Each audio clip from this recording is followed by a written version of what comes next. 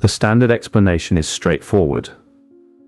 Societies grow, governments mature, populations expand, and institutions follow. Hospitals, universities, post offices, train stations, libraries, they appear when a civilization needs them. Demand creates supply. That is the accepted model. And for most of history, it holds.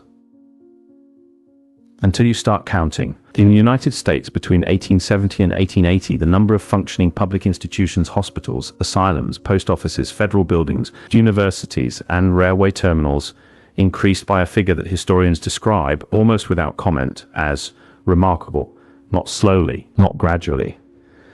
But within a single decade, in cities that had, in many cases, existed for fewer than 30 years, buildings that would take modern construction firms years to complete, appearing in clusters, in towns that had no established architectural workforce, no industrial supply chains for carved stone, and no engineering schools to train the builders.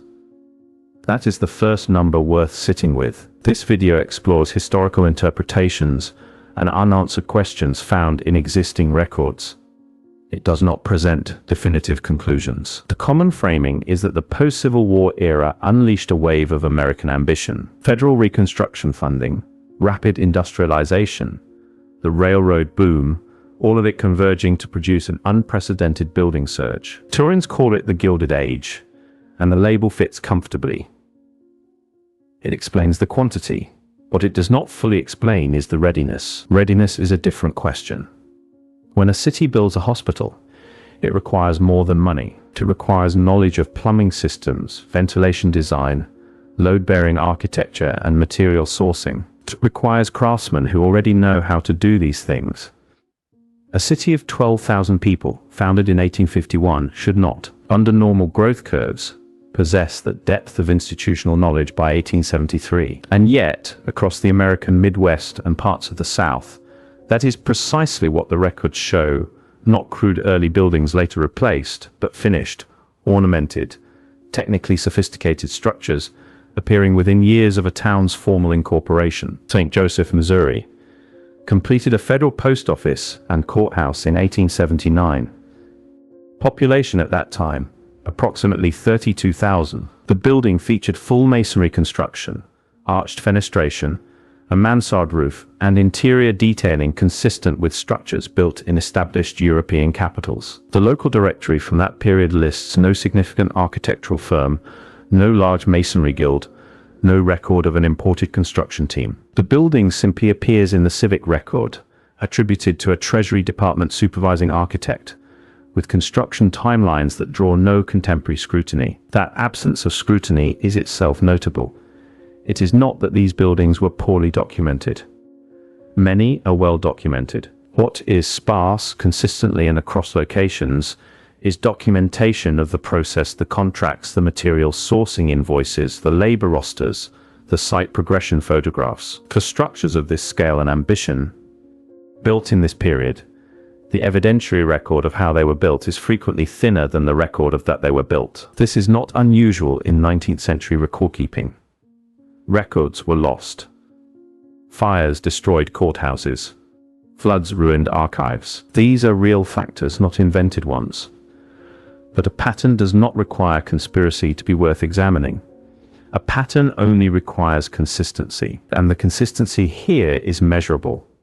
Researchers examining municipal records across 12 U.S. states have noted that the decade between 1868 and 1878 produced a concentration of institutional construction that, in raw output per capita, has not been matched in any comparable period since, including the New Deal era of the 1930s, which was explicitly a government employment and construction program with documented funding, documented labor forces, and documented timelines. The Gilded Age equivalent had none of that centralized architecture. It emerged, building by building, city by city, from what official accounts describe as local initiative, federal land grants, and private philanthropy. Small scale, this explanation works. At the scale the records actually show, it begins to strain. Consider the question of simultaneity. If institutional development follows demand, then institutions in frontier towns should lag behind institutions in established cities by decades. That is the expected curve. A logging town that becomes a proper municipality in 1860 should have its first proper post office in the 1870s, its first hospital in the 1880s, perhaps a functioning public library by the 1890s. Demand, then response. What researchers have documented instead, in dozens of cases, is near simultaneity. Towns receiving their first federal designation and their first substantial institutional building within years, sometimes within the same year. Not wooden storefronts later upgraded, masonry, columns, copper roofing, interior gas lighting, systems that imply prior infrastructure, prior expertise, prior planning. Planning question is where the standard model becomes most strained.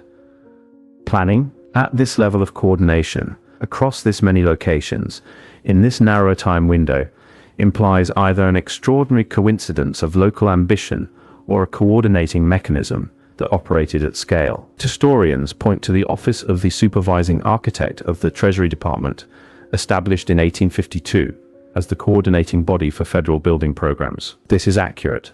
The office existed, it produced designs, and it oversaw construction of public buildings. But the office's own output records, the number of projects it formally supervised versus the number of institutional buildings that appeared in this period, reveal a gap. Not every building from this era that carries the aesthetic hallmarks of federal institutional architecture appears in the Treasury Department's project logs. Some buildings fit the period's signature style in material, proportion, and ornamental grammar, and yet their origin, their architect of record, their construction sequence, exists only in fragments. These are not secret buildings. They stand today. Many are on the National Register of Historic Places. They are photographed, visited, and studied.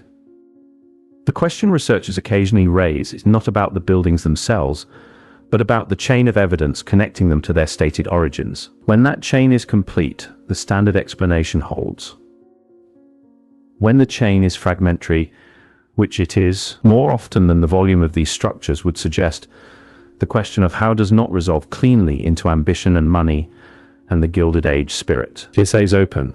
And open questions, especially ones that appear consistently across geography, across building types, across a single compressed decade, do not disappear simply because no one has formally named them. Something produced this concentration. The records agree on that much. What they do not agree on, what they do not, in many cases even fully address, is the sequence. The pattern does not stay in America. That is the first thing worth establishing, because if this were a uniquely American phenomenon, a product of post-Civil War federal spending, Gilded Age industrialism, manifest destiny economics, then the anomalies would be contained, applicable within a national context. Interesting, but bounded. They are not bounded. They are not bounded. In Britain, the 1860s and 1870s produced a similar compression. Town halls, mechanics institutes, public libraries, covered market halls, municipal baths, hospital wings appearing across industrial cities in the English Midlands and the North at a rate that, when mapped against population figures from the same census periods, consistently outpaces what urban historians call organic institutional growth. Manchester, Bradford, Leeds, Birmingham.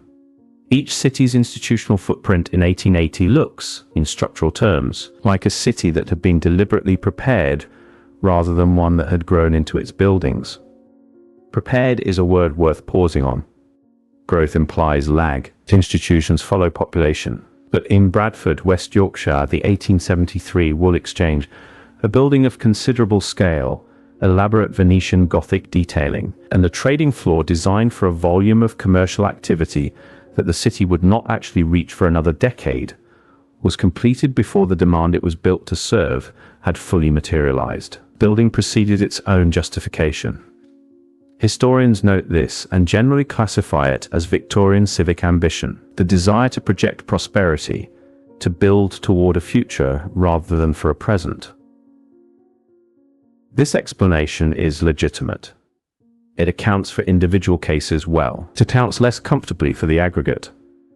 When civic ambition explains one building in one city, it is a cultural observation. When civic ambition explains dozens of buildings across dozens of cities, in the same decade, on two separate continents, all exhibiting the same relationship between structure and demand, infrastructure arriving before the population or commerce that would require it, the explanation begins to carry more weight than it was designed to hold. The United States examples are especially dense in the decade following 1868. Post offices built for mail volumes that towns would not generate for 15 years. Railway terminals constructed with passenger capacities that the connecting rail lines at their opening could not have filled. Customs houses in port cities whose recorded import tonnage at the time of construction justified a fraction of the building's processing capacity. These are not interpretations. They are measurable comparisons between building specifications and contemporary economic data, and in case after case, the building is larger, more capable, and more systematically equipped than the moment of its construction required. The standard framing calls this forward planning, investment in growth, visionary infrastructure. That framing is not wrong, but it contains an assumption that rarely gets examined, that the planners knew with unusual precision what growth was coming, that they calculated not just that a city would expand, but how much, how fast, and in what specific institutional directions, and then delivered infrastructure calibrated to that future across dozens of disconnected municipalities without any documented coordinating body that operated at that scale. The Treasury's supervising architect handled federal buildings. State governments handled some civic projects. Private philanthropy funded libraries and institutes. These are real mechanisms, but the coordination implied by the consistency of the pattern, the same scale relationship between building capacity and contemporary demand, repeated across different funding sources, different geographies, different building types, that level of consistency has no clean institutional home in the historical record. It simply appears, repeatedly. In the UK, the pattern carries an additional layer worth examining. Many of the municipal buildings constructed in English industrial cities between 1860 and 1880 were built under local improvement acts, legislation passed at the city level, authorizing borrowing and construction. These acts are documented. The debates are in Hansard. Financing is traceable. What is less examined is why so many cities pass substantially similar improvement acts at substantially similar times, producing substantially similar institutional buildings without any recorded national directive instructing them to do so. Local governments, responding to local conditions, independently arriving at the same solution, in the same decade, with the same architectural grammar. Coincidence of this consistency has a name in research methodology. It is called a signal. The architectural grammar itself is worth a paragraph. Cross-American Gilded Age federal buildings and British Victorian municipal buildings from the same period, certain design elements appear with a frequency that transcends regional style. Rusticated stone bases, round-arched window groupings, central clock or dome features on civic buildings, colonnaded facades on institutional entrances, interior rotundas in post offices and federal courts. Historians group these under Second Empire, Romanesque Revival, or Italianate classifications, and the classifications are accurate as stylistic labels. What they do not explain is the mechanism by which these styles achieved such simultaneous dominance in countries with distinct architectural traditions, different material availabilities, and no shared architectural licensing body. Style travels. This is not disputed. Ideas cross oceans through publications, through trained architects who studied abroad, through pattern books that circulated among practitioners. These are real transmission mechanisms, but transmission takes time. Adoption is typically uneven. Diffusion curves in architectural history show gradual uptake, regional variation, adaptation to local conditions. The 1868-1878 period, in both the US and UK, does not show a diffusion curve. It shows a detonation, a near simultaneous appearance of consistent institutional architecture across geographies in a way that the known transmission mechanisms struggle to account for at the observed speed. None of this requires an explanation that involves intent, coordination, or concealment. It requires only that the question be asked, what exactly was the mechanism? And when researchers, some working in architectural history, some in urban planning, some outside academic institutions entirely attempt to trace that mechanism, they find themselves returning again and again to the same compressed window, the same decade, the same aesthetic, the same relationship between structure and demand. Some of those researchers, particularly outside formal academic contexts, have begun to group these observations under a broader interpretive label, a term that has, in recent years, migrated from the edges of historical inquiry towards something more widely discussed and considerably more contested. That label, and what it does and does not claim, is where this examination turns next. The word is Tartaria. It appears in historical cartography as early as the 13th century. On medieval and early modern European maps, vast stretches of Central Asia, Russia, parts of the Far East were labeled Tartaria or Grand Tartary, a geographic designation used by Western cartographers to describe territories they understood imprecisely, inhabited by peoples they categorized loosely under a single regional name. This is documented.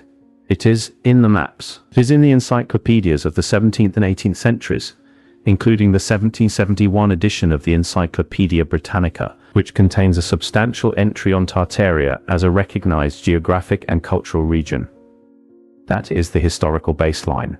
It is not disputed. What is disputed, what has become, in the last decade, a subject of considerable and often heated online discussion, is what the label means when applied to the patterns this documentary has been examining. There are broadly three interpretive positions. They are not equally represented in academic literature, but they are each coherent enough to describe. First is the conventional historical position. Tartaria was a cartographic and ethnographic label, loosely applied, gradually abandoned as Western geographic knowledge of Asia and Russia improved through the 18th and 19th centuries. The term disappeared from maps not because of any suppression, but because it was replaced by more accurate regional designations as exploration and documentation advanced. Under this interpretation, any attempt to connect the label Tartaria to 19th century institutional architecture in America or Britain is a category error, a retroactive application of a geographic term to a phenomenon it was never associated with. Most academic historians hold this position, and they hold it with considerable evidentiary support. The second position is more speculative, and it exists primarily outside academic institutions. Some researchers and independent historians suggest that the geographic label Tartaria pointed, however imprecisely, toward a broader civilizational or cultural network,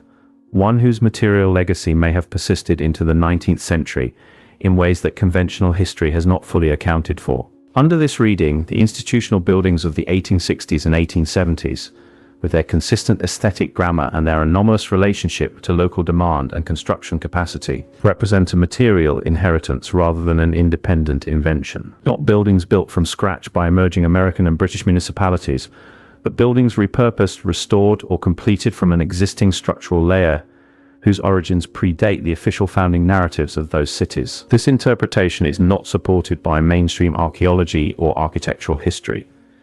It is, however, the framework within which most contemporary online Tartaria discourse operates, and dismissing it without description would leave the phenomenon of that discourse unexplained. Third position sits between the first two, and it is perhaps the most methodologically honest. It does not claim a lost civilization. It does not claim cartographic conspiracy.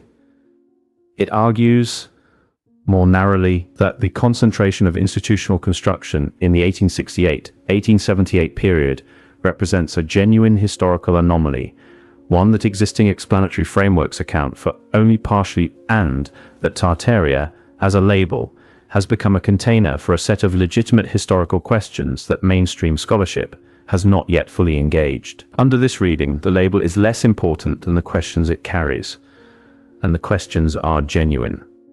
They have been raised, in more careful form, by researchers working within conventional disciplines. Architectural historians have noted the speed of 19th century institutional construction without fully resolving it. Urban historians have documented the infrastructure before demand pattern without establishing its coordinating mechanism. Economic historians have traced federal building programs without closing the gap between supervised projects and total institutional output.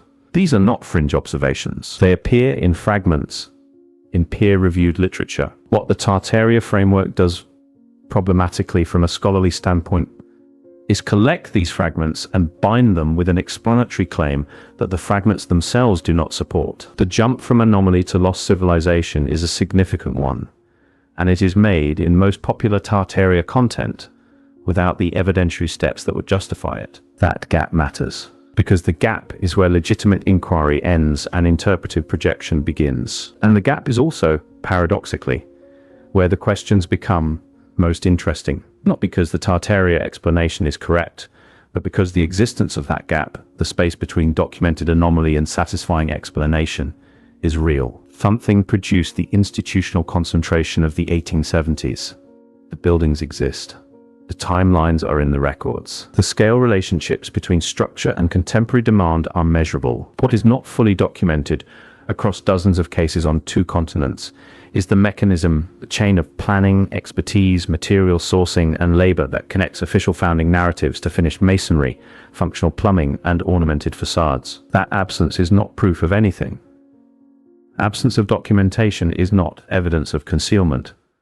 Archives burn. Records are lost. Bureaucracies file incompletely. These are ordinary features of historical preservation, not signals of intent. But absence, repeated consistently, across a pattern this wide, does invite a question that honest documentary examination cannot simply set aside. Not. Who hid this? That question assumes a conclusion the evidence does not reach. The question the evidence actually supports is quieter, and in some ways more unsettling for being quieter. It is simply, how? How did these buildings appear at this scale, in this window, with this consistency, in places that, by their own official records, should not yet have had the capacity to produce them? How did the aesthetic grammar travel so fast and land so uniformly? How did infrastructure precede demand with such regularity across funding sources and geographies that had no documented coordination? Conventional history has partial answers. Tartaria framework has a complete answer that most evidence does not support. And between those two positions, between partial and unsupported, is where this examination has been operating throughout. Some questions do not resolve, not because the answers are hidden, but because the records, as they survive, do not contain them. The buildings remain. The decade is on the map. The pattern holds whether or not it is ever named.